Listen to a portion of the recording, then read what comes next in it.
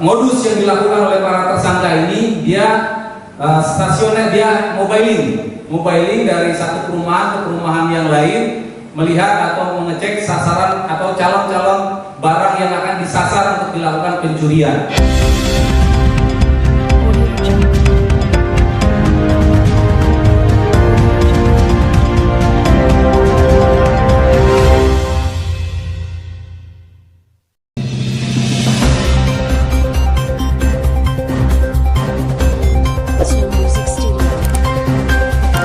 Dalam rangka konferensi pers, Polres Probolinggo Kota mengungkap 3 kasus sekaligus tindak pidana, yang dipimpin langsung oleh Kapolres Probolinggo Kota AKBP Wadi Sabani.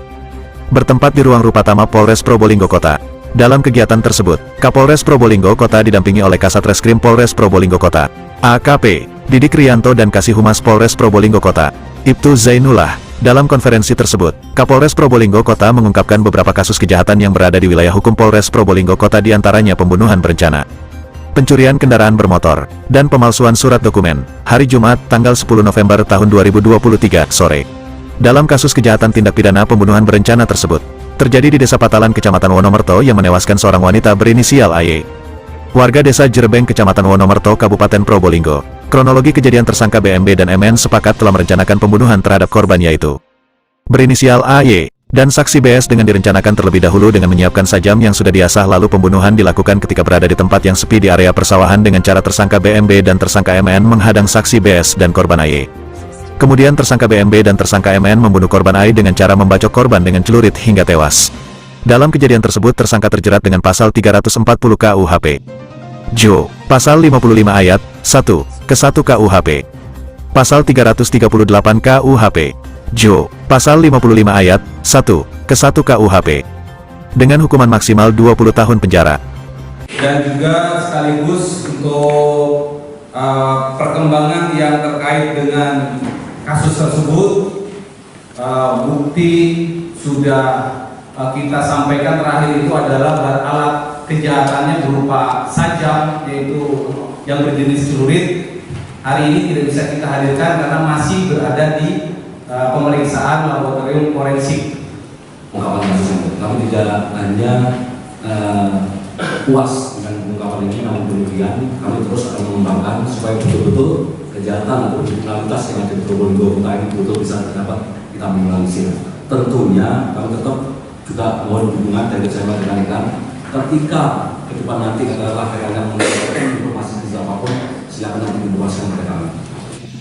Sementara itu, tindak pidana yang masih marak dan seringkali terjadi di wilayah hukum Polres Probolinggo Kota, yaitu adalah pencurian kendaraan bermotor, di mana para pelaku melakukan aksinya menggunakan kunci T dan merusak pagar, seperti halnya yang terjadi di garasi kantor Koperasi Mandiri Jatim, Jalan Galunggung, Kelurahan Triwung Kidul, Kecamatan Kademangan, Kota Probolinggo. Dari hasil penyelidikan Polres Probolinggo Kota, para pelaku yang berjumlah 3 orang berhasil diamankan Satreskrim Polres Probolinggo Kota.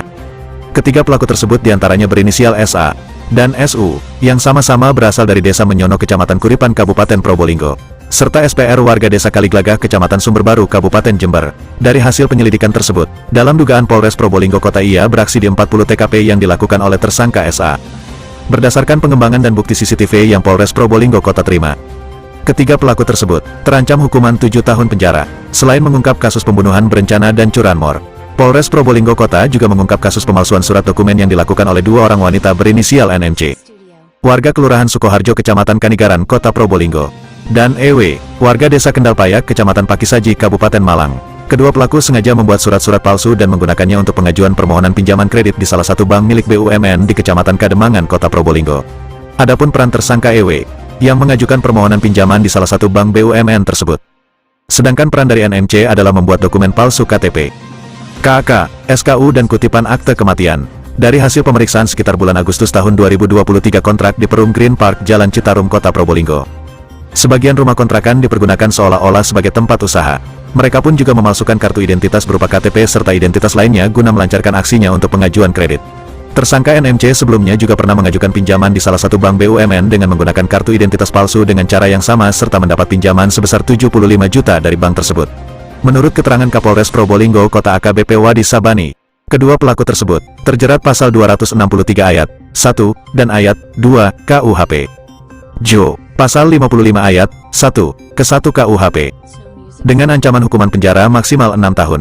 Pungkasnya, dari Tim Liputan Probolinggo Ketua FWAMI Pro, Muhammad Suhri mengabarkan.